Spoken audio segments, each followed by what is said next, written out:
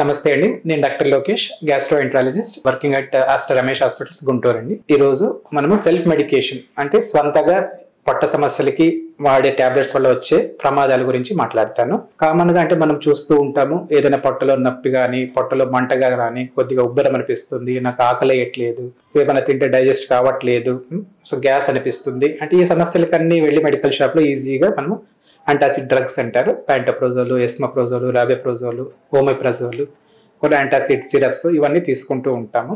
ఇవి ఎక్సెసివ్ గా వాడితే వచ్చే ప్రమాదాలు వేరే ఉంటాయి.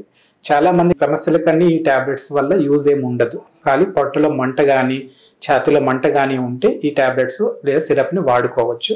లేదు వేరే కారణాలకి పొట్టలో ఉబ్బరంగా ఉంది, నాకు జీర్ణం కావట్లేదు, ఈ సమస్యలకన్నీ చాలా రోజులు వాడితే దానివల్ల వచ్చి వేరే సమస్యలు కావచ్చు. సమస్యలు ఏమి అంటే కొంతమందికి ఇన్ఫెక్షన్స్ రిస్క్ పెరగచ్చు, న్యూమోనియాస్, డైరియాస్ కావచ్చు, కొంతమందికి కాల్షియం కూడా తగ్గచ్చు, కిడ్నీ రిస్క్ కూడా పెరగచ్చు, బాడీలో కాల్షియం అనేది తగ్గచ్చు. రేరుగా అనిమల్ స్టడీస్ లో పొట్టలో ట్యూమర్స్ కూడా రిపోర్ట్ అయినాయండి. సో ఎవరికైనా ఈ సింటమ్స్ ఉండేటప్పుడు మీరు డాక్టర్ కలవడం మంచిదండి.